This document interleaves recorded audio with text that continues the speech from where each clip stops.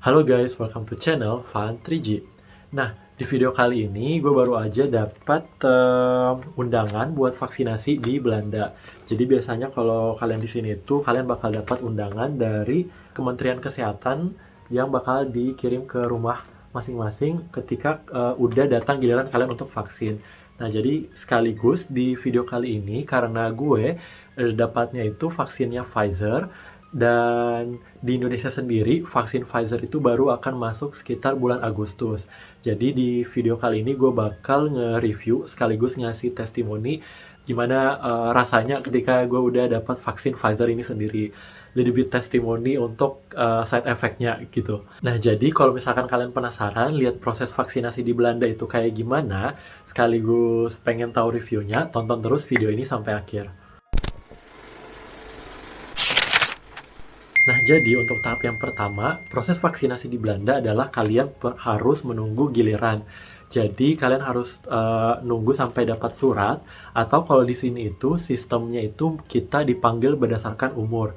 Jadi, selain dari tenaga kesehatan dan juga orang yang mempunyai penyakit bawaan, setelah itu proses vaksinasinya itu akan diurut berdasarkan dari yang paling tua hingga yang paling muda. Jadi kalau misalkan udah tahun kelahiran kalian itu dipanggil, atau ketika kalian udah dapat surat seperti ini dari Kementerian Kesehatan, itu berarti kalian sudah bisa mengajukan appointment atau buat schedule untuk divaksin gitu. Nah, yang kedua, gimana sih cara mendaftar untuk vaksinasi di Belanda? Nah, di surat yang kita udah dapatin, itu di sini ada petunjuknya gimana caranya kalian untuk mendaftar. Nah, jadi kalau misalkan kalian diisi suratnya itu, dia ngejelasin ada dua cara untuk mendaftar. Yang pertama adalah melalui websitenya langsung, atau yang kedua bisa melalui telepon. Nah, jadi bedanya itu apa? Kalau misalkan kalian daftar lewat online, itu bisa kapan aja karena websitenya sendiri itu aktif 24 jam. Sedangkan kalau misalkan kalian lewat telepon, itu hotline-nya untuk pendaftaran aktif dari jam 8 pagi sampai jam 8 malam. Jadi di jam ini kalian bisa nelpon, dan keuntungannya kalau misalkan kalian lewat telepon itu kalian bisa coba cari waktu yang lebih fleksibel. Contohnya karena gue itu pengen ke Indonesia, gue coba untuk minta waktu yang paling cepat gitu. Dan it works gitu. Jadi berhasil. Nah, sedangkan kalau misalkan lewat online, kalian hanya biasanya cuma punya dua pilihan, dan kalian harus milih di antara salah satu waktu tersebut.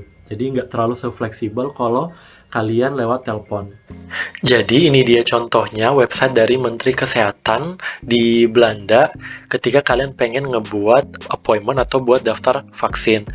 Nah, kalau misalkan kalian klik ini, nanti dari pilihannya itu kalian bisa request, gue coba translate ke English, di mana antara kalian pengen ngebuat appointment untuk tes COVID atau kalian pengen mendaftar untuk vaksinasi. Nah, ketika kalian ngedaftar vaksin, nantinya akan ada beberapa pertanyaan yang ditanyakan kepada kalian.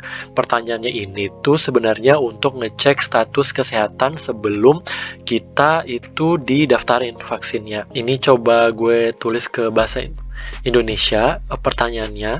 Ini tidak, kebanyakan sih tidak. Apakah Anda pernah dites positif terkena COVID? Tidak. Terus misalkan kalian naruh tahun kelahiran, ini juga tidak. Tidak. Ini apa kalian udah pernah dapat vaksin COVID? Belum. Ini apa pernah ada vaksin yang lain? Tidak. Ini lumayan banyak pertanyaannya dan lumayan detail. Apakah kita ada pengen operasi, itu biasanya juga ditanyain. Ya, apakah Anda bekerja? Terus ini biasanya pertanyaan soal profesi. Tidak. Ini lumayan. Ini dia nanyain apakah data kesehatan kita itu dari dokter pribadi boleh dibagikan seperti itu. Terus ini dia tanya juga apakah kita boleh ngasih data kita ke RIVM. RIVM itu Kementerian Kesehatan. Nah, terus kalau misalkan kita udah semua, nanti ini tuh kita udah bisa buat janji gitu. Dan ini tuh contohnya seperti yang kalian lihat, sudah ada jadwal vaksin yang pertama dan kedua beserta lokasinya. Jadi karena kita udah buat janji, nantinya kita nggak perlu nunggu lagi saat di sana. Nah, jadi kalau misalkan kalian udah selesai ngedaftarin diri dan juga ngisi formulirnya, dan yang perlu kita lakuin selanjutnya adalah datang ke tempat vaksinasinya. Kebetulan gue udah ganti baju dan siap untuk pergi. Untuk proses, oh ya, untuk barang yang perlu dibawa atau dokumen yang perlu dibawa itu cuman dua sebenarnya. Ya, pertama adalah formulir yang udah kalian isi, itu di print. Dan yang kedua itu jangan lupa tentunya bawa KTP atau paspor gitu sebagai petunjuk identitas. Nggak perlu bawa fotokopiannya karena ketika kalian sudah mendaftar itu otomatis data kalian masuk di sistem. Jadi jangan lupa juga untuk datang sesuai dengan waktu yang sudah dijanjikan gitu. So that's it. Let's go.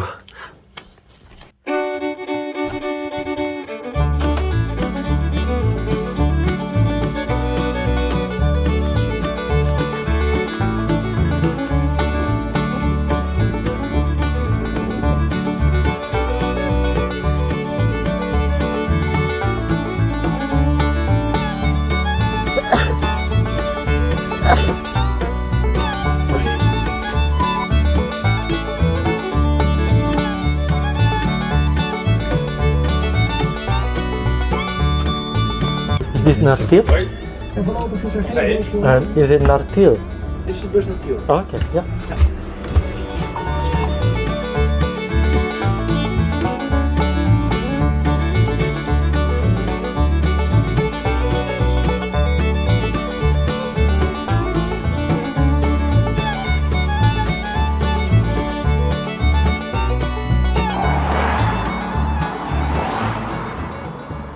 Nah, jadi sekarang gue akan pergi untuk vaksinasi yang kedua. Sebelumnya kan gue naik di antar temen tuh, tapi sekarang karena itu lagi jam kerja hari Jumat siang, jadinya gue harus pergi vaksin pakai public transport. Ini gue baru nyampe, tapi masih harus jalan lagi sekitar 2 km ke tempat vaksinasinya. So wish me luck. Gue agak pusing, bukan karena vaksinnya, tapi karena perjalanan buat naik busnya itu tadi gue harus 2 kali ganti bus. Itu transfer di satu kota, dan itu kurang lebih sekitar 1 jam gue naik bus. Jadi perjalanannya lumayan lama. In total gue dari naik sepeda, naik bus 2 kali sama jalan kaki itu sekitar 2 jam ke tempat vaksinasinya. Gue sendiri nggak tahu kenapa tempat vaksinnya sangat terpencil. Tapi sebenarnya itu kalau mereka ngesain kotanya itu dekat dengan kota kita. Tapi kebetulan karena gue sebenarnya rencana minggu depan mau ke Indonesia, jadi gue coba untuk cari tempat vaksinasi paling dekat. Dan gue dapatnya di kota Til, yang ini kayak sekitar, sebenarnya dekat kalau naik kendaraan pribadi, tapi lumayan jauh kalau naik public transport. But unfortunately, tiket gue ke Indonesia harus dibatalin karena ya situasi COVID di Indonesia sampai sekarang juga belum menunjukkan tanda-tanda membaik. So ya, I don't know what I have to do all this stuff. Nah, satu lagi, jarak dari vaksinasi pertama gue sama vaksinasi kedua itu kurang lebih sekitar 6 minggu. Dan appointmentnya ini kalau kita udah vaksinasi pertama itu nggak bisa dirubah vaksinasi keduanya. Jadi we need to stick to the schedule except kalau ada satu hal yang mendadak, jadi harus ditelepon. Nah, makanya ini gue pas udah 6 minggu setelah vaksinasi pertama gue bulan lalu. Nah, jadi kita udah sampai di tempat vaksinasinya, dan seperti yang kalian lihat itu udah ada tanda gede yang nunjukin ke arah tempat vaksinasinya, dan ada tanda GGD. Nah, GGD ini dia sejenis puskesmas Belanda. Dan berikutnya ini itu kita lagi ngantri untuk proses registrasi alias penyerahan dokumen. Dan yang ini tuh kita udah siap untuk divaksin. Nah, sebenarnya prosesnya itu sendiri hanya sekitar 5-10 menit, tapi setelah itu kita sebelum pulang harus nunggu dulu selama 15 menit, dan ini tuh namanya observation room. Jadi kayak kita nunggu kira-kira ada side effect yang tiba-tiba muncul atau enggak gitu. Nah, jadi karena gue udah dapat vaksin yang kedua, sesuai dengan janji di awal video, gue bakal ngasih testimoni sedikit gimana rasanya setelah dapat vaksin yang pertama dan vaksin yang kedua. Nah, untuk vaksin yang pertama itu gue nggak ada efek samping sama sekali, hanya itu di bagian bekas suntikan itu dia lumayan kram atau pain, dan juga sore kayak gitu di bagiannya, lengan di daerah yang tempat disuntik, bisa di kiri atau di kanan. Dan itu katanya menurut susternya, that's one of the most common symptoms, atau yang paling sering dan paling normal gitu terjadi.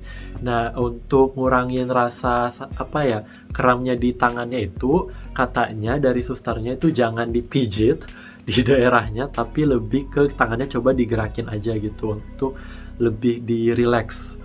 Dan itu kayak cuma berlangsung sekitar 1-2 hari, dan hari ketiga itu lengannya udah rasanya normal lagi. Nah, untuk yang vaksin yang kedua itu gue ngerasanya sedikit lebih berat dari vaksin yang pertama, dan gue tanya kolega gue dan teman-teman yang juga dapatnya vaksin Pfizer itu kebanyakan ngerasain hal yang sama.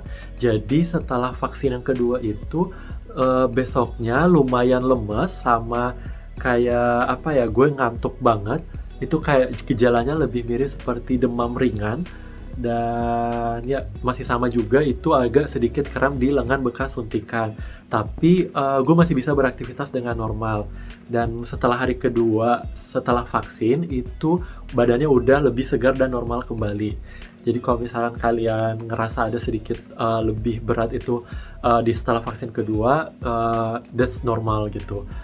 Meskipun kalau menurut gue ini juga efek sampingnya bisa berbeda-beda tiap orang, tergantung dari umur kalian atau kondisi tubuh kalian gitu saat itu.